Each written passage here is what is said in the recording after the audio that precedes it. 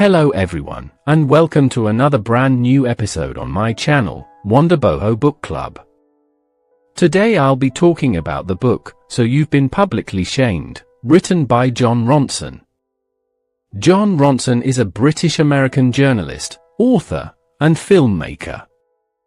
In So You've Been Publicly Shamed, the author delves into the often overlooked power of shame in contemporary society. He discusses how modern life is characterized by revealing insights into the increasing tendency to wage war on human imperfections, shedding light on the unsettling role each of us plays in this phenomenon. Before moving ahead, please don't forget to subscribe to my channel. Part 1: Social media has given power to the public. In the past, large corporations often mistreated their employees and customers, leaving people feeling angry and powerless. However, with the rise of social media, ordinary individuals now have a platform to hold these corporations accountable for their actions. Instead of feeling helpless, people can use platforms like Twitter and Facebook to express their grievances publicly. This newfound power has led to instances where corporations face public backlash and are compelled to address injustices. For instance, when a couple faced difficulty canceling their gym membership at LA Fitness due to financial hardship, they shared their experience online. This sparked a wave of criticism on social media, prompting many others to join the protest and cancel their memberships in solidarity. Ultimately, LA Fitness had to concede to the pressure from the public, showcasing the influence of social media activism in holding corporations accountable. However, there are also downsides to this form of public shaming. An example is seen in the case of author Jonah Lehrer, who was exposed for unethical behavior by journalist Michael Moynihan. Lehrer faced severe backlash online after it was revealed that he fabricated quotes and plagiarized content from other sources. Moreover, when it emerged that Lehrer was paid a significant sum to speak about plagiarism, public outrage intensified. Despite attempts to rectify the situation, including donating the money to charity, Lehrer's reputation remained tarnished by the incident. Part 2: Shaming is often used to feel a sense of control. Public shaming serves as a means for individuals to reclaim a sense of control when they feel powerless, and it can wield significant influence. Jon Ronson once delved into the dynamics of online communities like 4chan, where members engage in public shaming, sometimes for altruistic motives.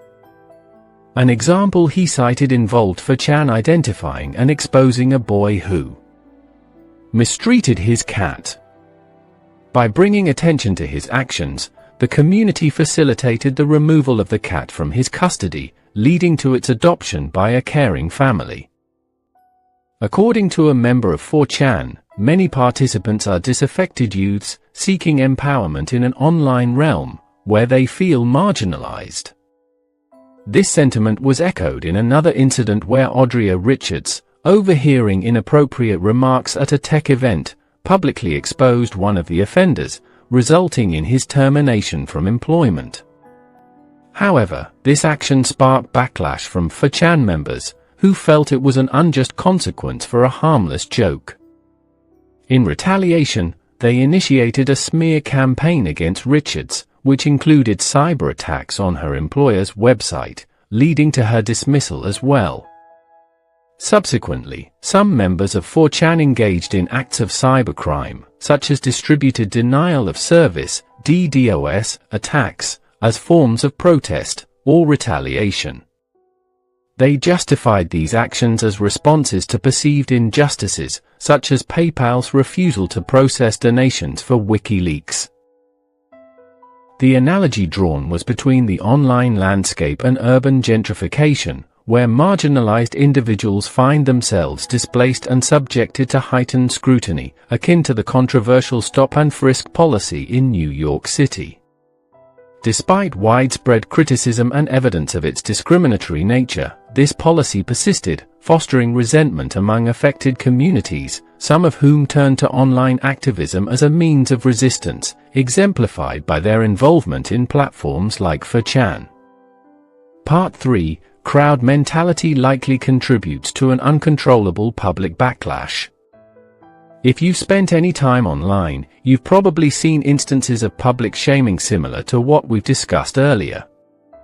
It typically unfolds in the same way: a Twitter user posts something thoughtless or offensive, triggering an onslaught of criticism from other users determined to ruin them. But what drives this collective behavior in online public shaming? The French physician Gustave Le Bon, dating back to the 19th century, described this phenomenon as the loss of individual control within a crowd. According to Le Bon, when individuals gather in a crowd, they relinquish their free will and succumb to a contagious frenzy, behaving instinctively rather than rationally. In his book The Crowd, Le Bon likened individuals in a crowd to infectious microbes, spreading sentiments and actions uncontrollably. Contrary to Le Bon's theory, social psychologist Steve Reiher proposes a different perspective on crowd behavior. Reiher argues against the notion of individuals involuntarily merging into a collective mentality. He illustrates this with an example from Wimbledon's People's Day, where ordinary attendees initiated the wave, but elite club members resisted participating. This demonstrates that crowd behavior is not solely driven by contagion, but is influenced by factors such as group dynamics, power differentials, and social boundaries. In essence, Reiher suggests that crowd behavior is more about the interplay between different groups and their respective beliefs and values. People engage in collective actions not solely due to a hypnotic effect of the crowd, but because of their own moral convictions and the dynamics of group interactions. Part 4. Victims of public shame often live a life full of terror. In October 2012, Lindsay Stone accompanied a group of adults with learning difficulties on a trip to Washington, D.C. During their visit, she and another caregiver engaged in taking unconventional photos, such as posing in front of no smoking signs and mimicking statues. At Arlington Cemetery, they saw a sign urging silence and respect, which prompted Lindsay to pose for a tasteless photo near the tomb of the unknown soldier. Despite receiving initial criticism on Facebook, she responded defensively, insisting they meant no disrespect, but left the photo online. However, the backlash intensified for weeks later, with comments accusing Lindsay of disrespecting the military and deceased soldiers. This online outrage quickly escalated, leading to Lindsay being fired from her job and facing severe public scrutiny. In the aftermath, Lindsay experienced depression, insomnia, and social withdrawal for an extended period. Lindsay's experience reflects a common reaction among victims of public shaming, who often endure feelings of humiliation and distress. This can lead to long-term psychological effects such as depression and PTSD. Moreover, victims frequently face repercussions in their professional lives, losing their jobs, and struggling to find employment afterward. Lindsay's attempts to find work were met with disappointment, and even when offered a job, she remained haunted by the fear of being discovered and judged.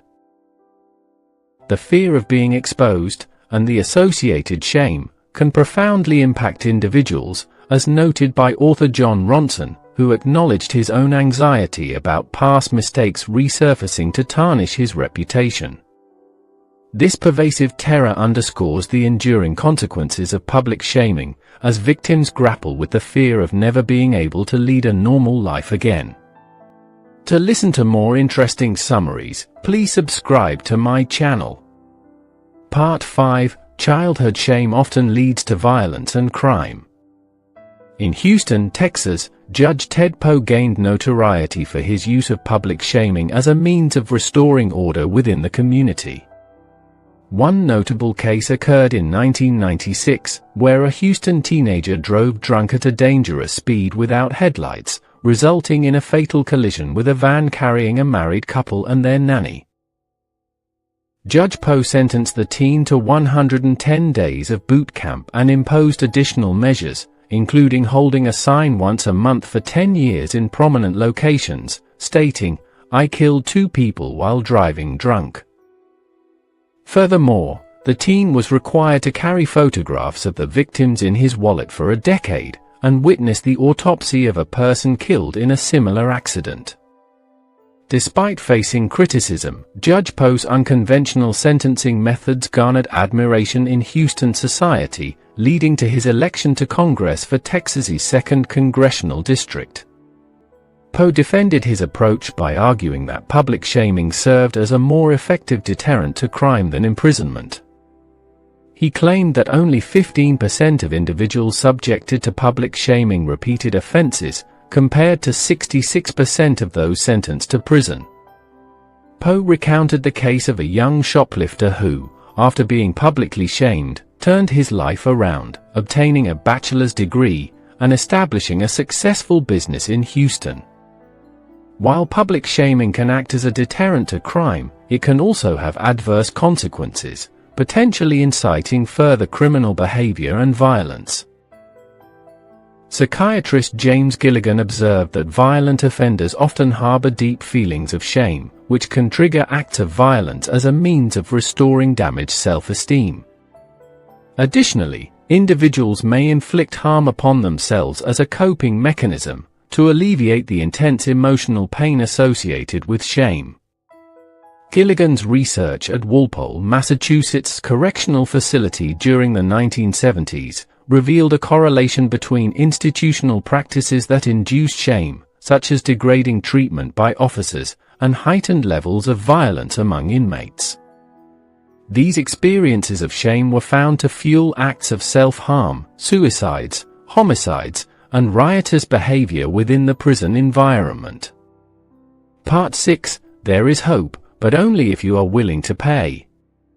You've probably witnessed cases where celebrities or influential figures are involved in scandalous acts, only for the incident to fade from public memory after a few years. Interestingly, when you attempt to search for information on these acts later, you find very little, if anything at all. How is this possible? The answer lies in the power of wealth.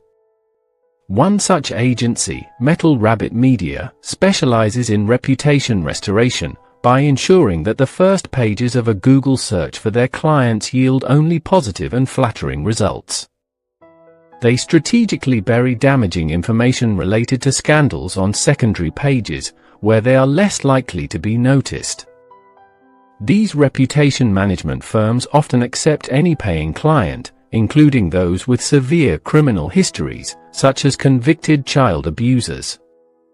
Shockingly, some of these companies are even operated by individuals with criminal backgrounds themselves, like a convicted felony rapist, who spent time in prison for his crimes, but now runs a company to conceal his past. However, some firms adhere to ethical standards and refuse to work with individuals convicted of violent, sexual, or child-related offenses. Securing the services of these businesses is neither simple nor cheap. They invest significant time and money into editing their clients' Wikipedia pages and creating fabricated news content to overshadow negative information. Interestingly, some gossip articles about celebrities may be concocted by reputation management services to divert attention from more scandalous truths. Typically, only wealthy individuals, such as celebrities and high-profile figures, can afford such services. For instance, Michael Furtick, the owner of Reputation.com, provided free assistance in managing Lindsay Stone's online presence. However, for most cases, the cost of such services can reach several $100,000, making it a privilege accessible only to millionaires. Conclusion. Public shaming has been ingrained in human society for centuries, dating back as far as the 18th century. While historical instances often involved physical punishments like public whippings, contemporary public shaming manifests primarily through online platforms. A thoughtless photo, or an innocuous tweet, can quickly draw intense public scrutiny and condemnation.